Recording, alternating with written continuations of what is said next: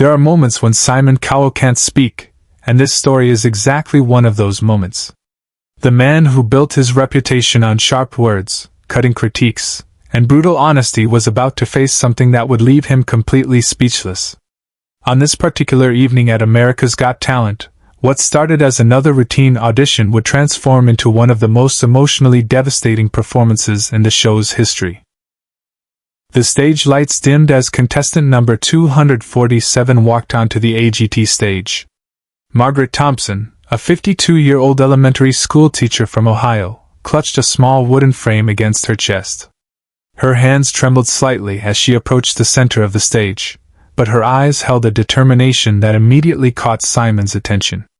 This wasn't the usual nervous energy of someone seeking fame or fortune. This was different. This was personal. Simon leaned forward in his chair, his expression shifting from casual interest to focused attention. Something about Margaret's presence commanded respect before she even spoke a word. The audience, too, seemed to sense that they were about to witness something extraordinary. "Hello, Margaret," Simon said, his voice softer than usual. "Tell us why you're here tonight." Margaret took a deep breath, her grip tightening on the frame. "I'm here for Tommy," she said quietly, her voice barely carrying over the microphone. "I'm here because he can't be." The silence that followed was immediate and profound. Simon's usual quick wit abandoned him as he processed those 7 words. In the wings, producers stopped their bustling. Camera operators instinctively zoomed in, sensing the gravity of the moment. But what Margaret revealed next would shatter every expectation and leave Simon Cowell frozen in disbelief. If you want to understand how a simple teacher's courage can move the toughest judge in television, subscribe now because this story is about to break your heart and rebuild it. Margaret's story began 18 months earlier, in a third-grade classroom in Columbus, Ohio. Tommy Martinez was the kind of student every teacher remembers, not because he was the smartest or the most talented, but because he had something rarer. An unbreakable spirit wrapped in an 8-year-old's curiosity about the world. Tommy had been diagnosed with a rare form of childhood dementia just weeks after his 8th birthday. The disease was aggressive, stripping away memories, motor functions, and eventually, the bright spark that made Tommy who he was.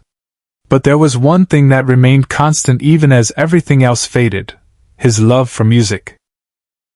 Tommy would hum during math class, Margaret had told his parents during one of their increasingly difficult meetings. Even when he couldn't remember my name or where he was, he could still carry a tune perfectly.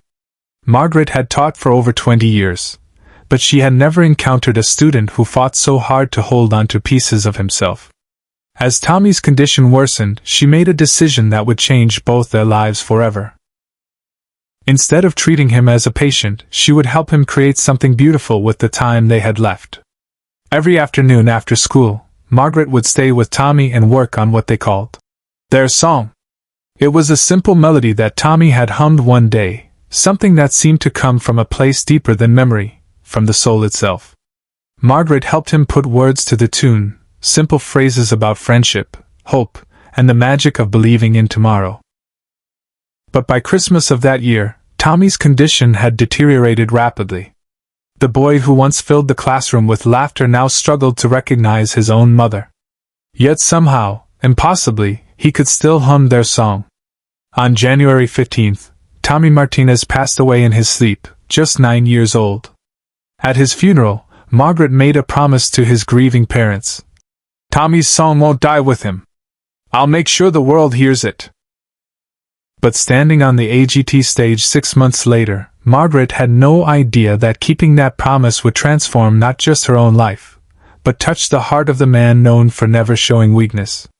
Margaret looked directly at Simon and held up the wooden frame she'd been clutching. Inside was a photo of a boy with the biggest smile you've ever seen, arms wrapped around a woman who clearly adored him. "This is Tommy," she said, her voice growing stronger. "He was my student, my little composer, and my friend. He wrote a song before he left us. Tonight I'm going to sing it for him." Simon's expression changed completely. The trademark smirk vanished, replaced by something raw and unguarded. He had heard thousands of sob stories over the years, but there was something in Margaret's voice, a combination of grief and fierce love, that cut through every defense he had built. "What was Tommy's song about?" Simon asked quietly, and for the first time in the show's history, his question wasn't for the cameras or the audience. It was genuine curiosity mixed with deep respect. "Hope," Margaret answered simply. Even when everything else was taken from him, Tommy believed tomorrow could be better. He wanted other kids to know that too. The music began, a simple piano melody that filled the massive auditorium. Margaret closed her eyes and began to sing in a voice that was untrained but pure, carrying lyrics that an 8-year-old boy had whispered to his teacher in stolen moments between memory lapses. "Tomorrow's got a secret, hiding just for me. Where laughter lives in sunshine, dancing wild and free. When I can't remember yesterday, or even my own name. I know that love is somewhere, calling through the rain." By the second verse, something extraordinary began happening. The massive AGT audience, usually quick to cheer or critique, fell into absolute silence. These weren't just words being sung. This was a message being delivered from beyond, carried by a teacher who had refused to let a beautiful spirit be forgotten. But it was Simon's reaction that stunned everyone in the theater. The man who had spent decades perfecting the art of the cutting remarks sat motionless, tears streaming down his face, unable to speak a single word. Subscribe and leave a comment because the most powerful part of this performance is still ahead, and what happens next will restore your faith in human connection. As Margaret sang the final chorus, something unprecedented happened. Simon Cowell, the judge famous for interrupting performances, for cutting through sentiment with sharp observations, slowly stood up from his chair. The other judges, stunned by his uncharacteristic behavior, watched as he walked around the judges' table and toward the stage. Production assistants backstage were frantically gesturing, unsure whether to stop filming or let this unscripted moment continue. Simon had never, in 15 years of television, abandoned his post during a performance.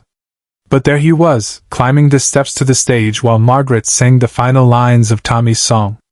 When Margaret finished, the silence in the auditorium was deafening.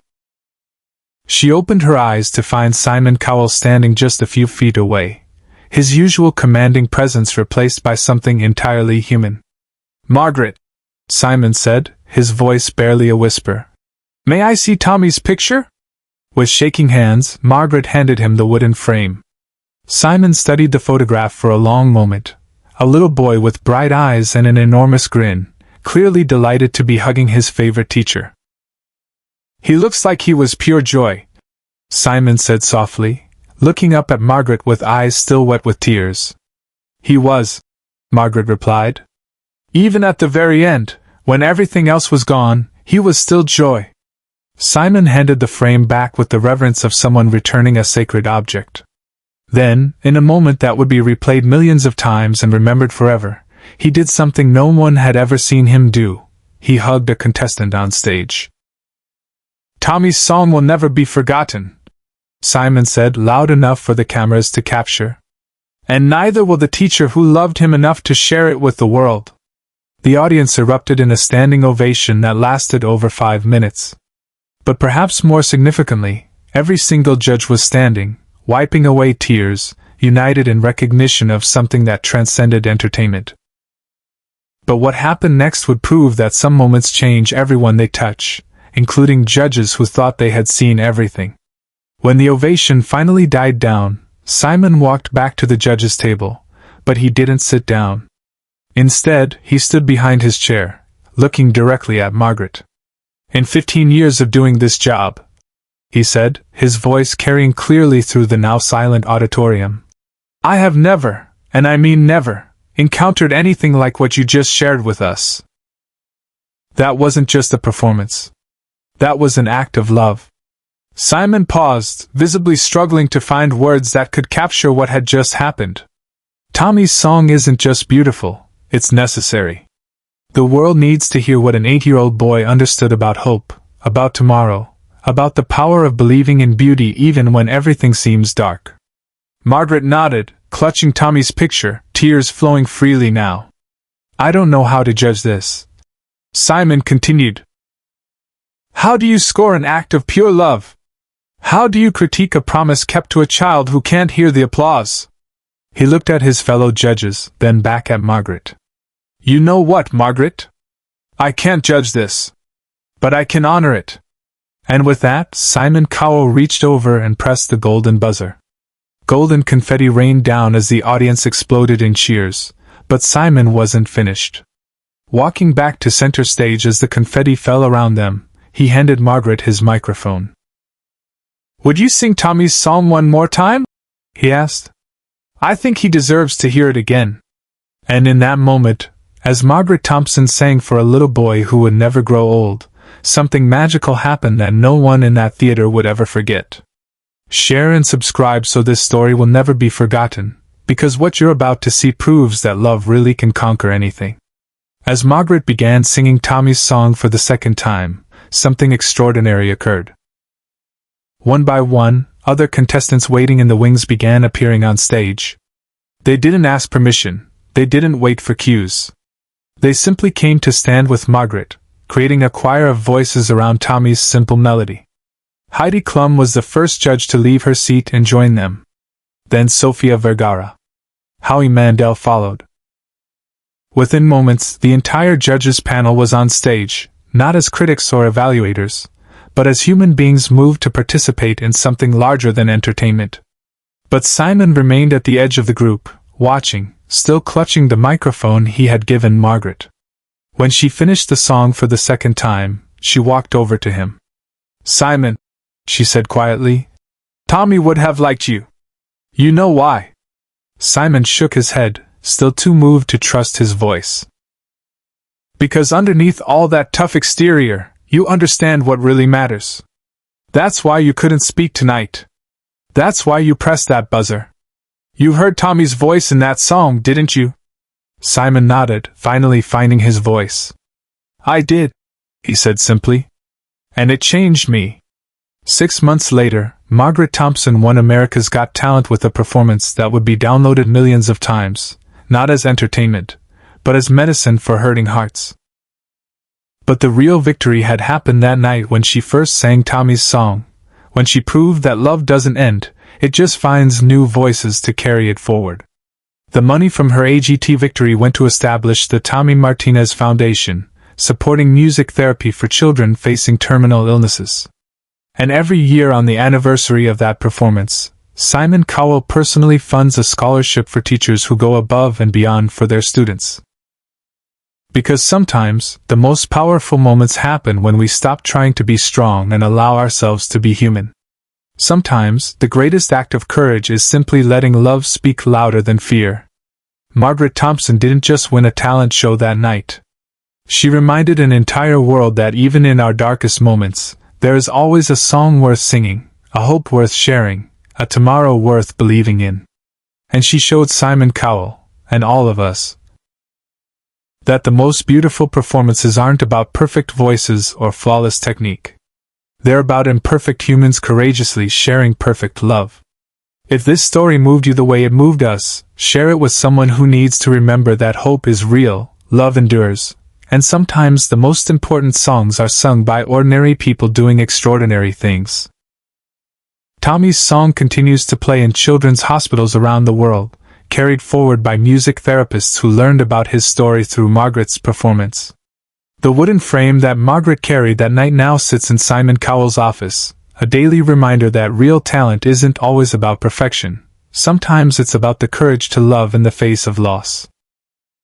And somewhere, in classrooms across the country, teachers remember Margaret's example and choose to see their students not as test scores or behavioral challenges, but as Tommy Martinez, bright souls with songs worth singing and stories worth telling.